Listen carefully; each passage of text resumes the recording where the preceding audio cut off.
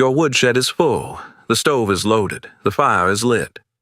By midnight, the room is still cold, the chimney is weeping black down the flue, and you cannot figure out why. The wood is right there. You can see it, but seeing dry wood and having dry wood are not the same thing. Never were. My name is Gideon Adkins, born outside Harlan, Kentucky, in a holler my grandfather cleared by hand. I have been cutting, stacking, and burning wood my entire life, and I can tell you this plainly. More mountain families went cold from burning wood that was not ready than from any blizzard that ever came through these hills. Not because they were careless, because nobody told them what ready means.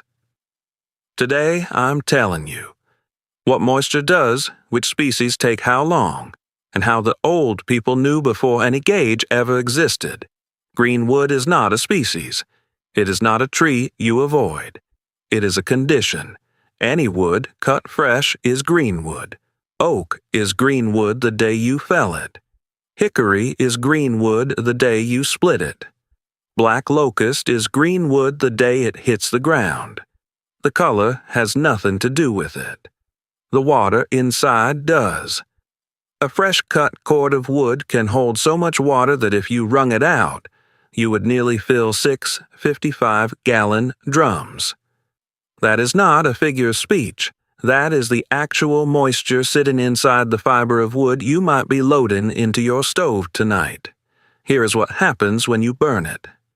The fire does not go straight to heating your room. It cannot. First, it has to boil off the water.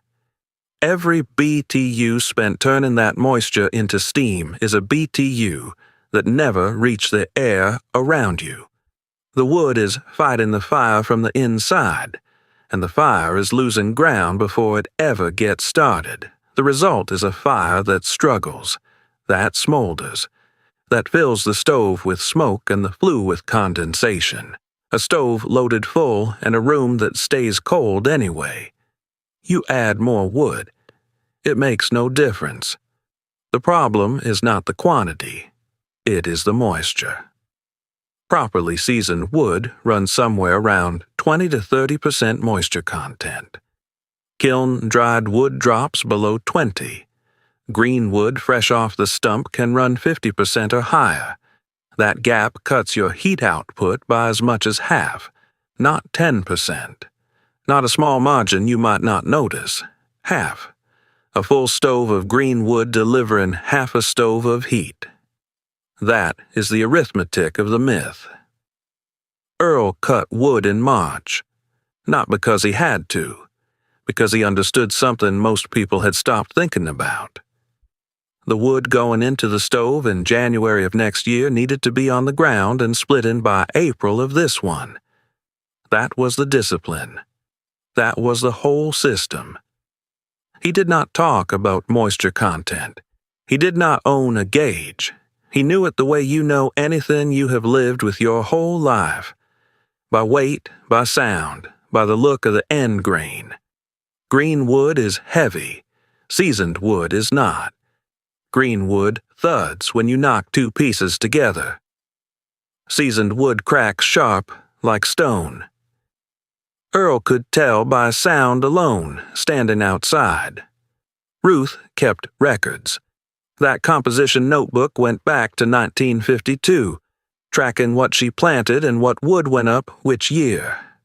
Which stack was this winter's? Which stack was next winter's? She treated the wood pile the same way she treated the seed tin, with the seriousness of someone who understood that running out was not an inconvenience. It was a crisis. In a holler below zero, a fire that will not draw is not a nuisance. It is a threat. The smoldering green wood, the stove full of steam and smoke, the room that stays cold no matter how much you feed it. That was not bad luck. That was a failure of timing. A failure that started months earlier, the day someone cut wood and assumed it would be ready by winter. It would not be ready. It never was. Not in one season. Not if you were burning oak. The mountain people who got this right never framed it as wisdom. It was just what you did, and when you did it. Here is where the myth gets specific, and where it does the most damage. People treat firewood as one category. Cut it, split it, stack it, burn it. Same timeline for everything.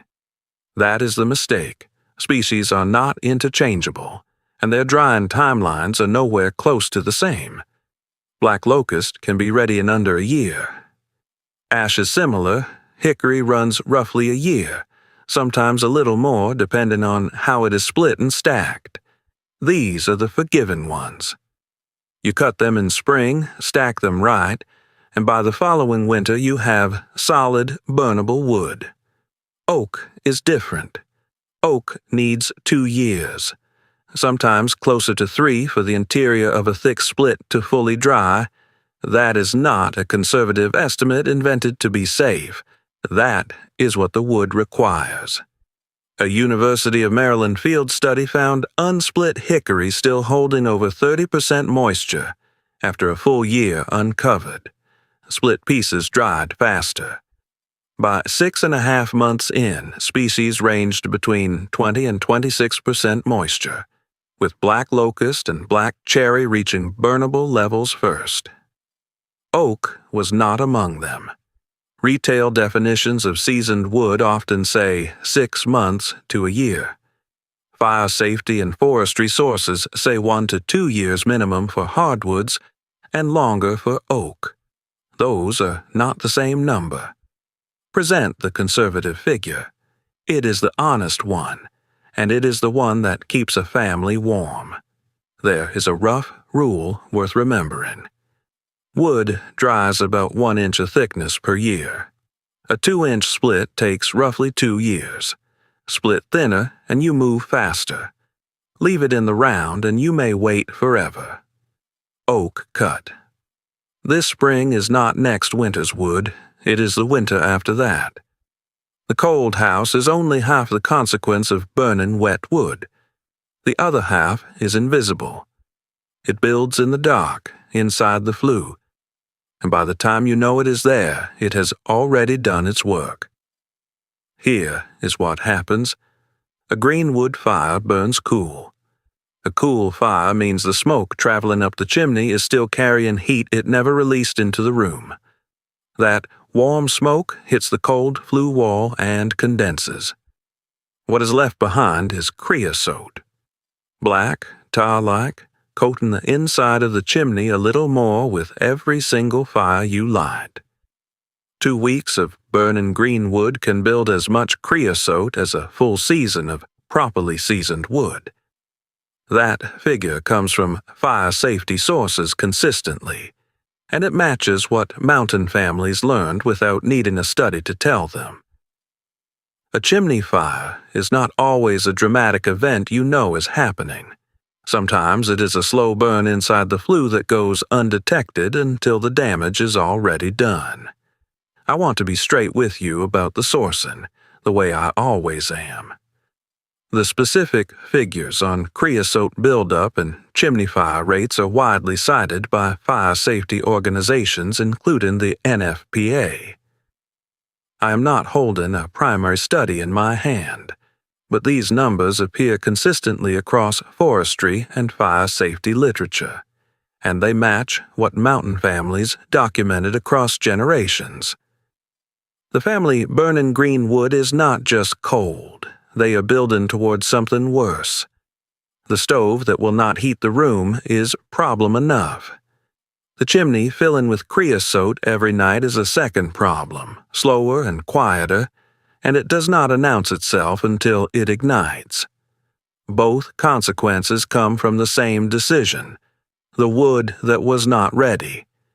You do not need a moisture meter. It helps, and if you burn wood seriously, you ought to own one. But the old tests work, and they worked for generations before any gauge ever existed in these mountains. Knock 2 pieces together. Seasoned wood cracks sharp and high, almost like stone striking stone. Green wood thuds. dull and flat, like knocking on wet, packed dirt. That sound alone will tell you most of what you need to know before you ever load the stove. Pick it up. Seasoned wood is light for its size. The water is gone, and what remains is dry fiber. Green wood is heavy. Same species, same split size, noticeably heavier. Earl could tell by the heft before he even knocked them together. Look at the end grain. Seasoned wood shows cracks radiating out from the center, gray and dry, with no shine and no smell of live wood. Green wood ends are smooth, sometimes damp to the touch. Sometimes you can smell the sap. Split a piece open and look at the interior. If it is darker and feels cool and slightly damp against the back of your hand, it is not ready. Ruth never used a gauge. She used her hands, her nose, and the sound. 60 years of doing it built a precision no instrument could beat for speed. If you do use a moisture meter, the target is below 20% for reliable burning. Above 25, heat output drops hard and creosote risk climbs. The gap between 20 and 30% is not a small margin. It is the difference between a fire that heats a room and a fire that heats nothing but the flue. The wood will tell you what it is. You only have to know how to ask. The cutting is only the beginning. How you stack it determines whether all that weighting works. Split it first. A round log dries from the outside in, and bark slows that considerably. Split wood exposes the interior grain to air and sun. More surface area means faster drying. The rough rule holds. Wood dries roughly 1 inch of thickness per year. A 2-inch split is ready in about 2 years. A 4-inch split takes considerably longer. Split thin and you move the timeline forward. Leave it in the round and you may never get where you're trying to go. Get it off the ground. Stack it on pallets, on parallel poles, on anything that keeps the bottom course from sitting in soil and wicking moisture back up through the end grain. A stack sitting on wet ground is fighting itself from the first day. Sides open, top covered. That is the rule Earl followed without ever stating it as a rule. A tarp draped all the way down traps humidity inside the pile and slows drying. The rain needs to shed off the top and the wind needs to move freely through the sides. Cover only what the rain hits directly. Leave everything else open to the air. Stack it in sun if you have the choice. A south-facing lean-to in these mountains makes a real difference over a full season. Shade adds months to your drying time. Here is the practical truth that follows from all of this. You are always managing 2 years of wood at the same time. This winter's burning pile and next winter's drying pile. Families that understood that were never caught short. Families that cut wood in October and burned it in November were cold by February and did not always know why.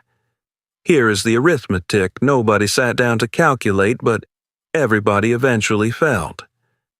Fire safety and forestry sources consistently report that families burning properly seasoned wood saved up to 25% on heating costs compared to those burning green.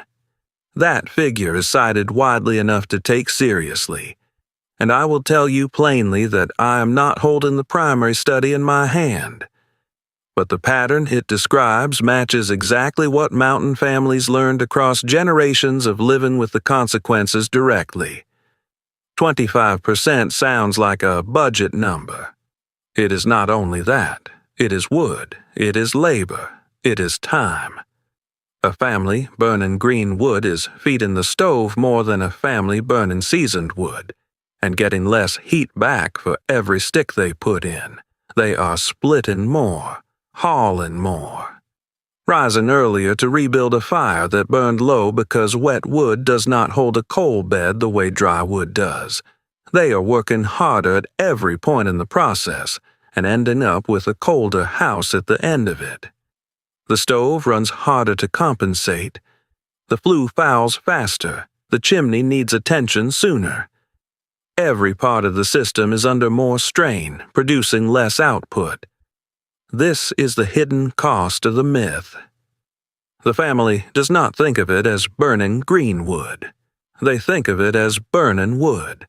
They think the winter is hard, the house is cold, the stove is weak, the wood is just not that good. They blame everything except the one thing that could be fixed with a different decision made 8 months earlier. The blizzard gets the blame. It always did. But the blizzard was not what left the room cold. The wood was not ready. That was the whole of it. The blizzard was never the greatest threat. The wood that was not ready was. Earl understood that without framing it as a lesson. He cut in March, stacked in April, and burned the year before last. That discipline was not dramatic or celebrated. It was done every single year without anyone asking. I want to close the way I opened. The creosote figures come from fire safety sources, not my own measurements. Species timelines vary by conditions and by who you ask. I had given you the conservative numbers because those are the ones that keep a family warm. Tell me in the comments what species you burn, how long you season it, and whether you have ever burned a load you knew was not ready and paid for it. Next time, we are talking about sealed cabins, low fires, and the quiet danger nobody in these mountains ever had a name for.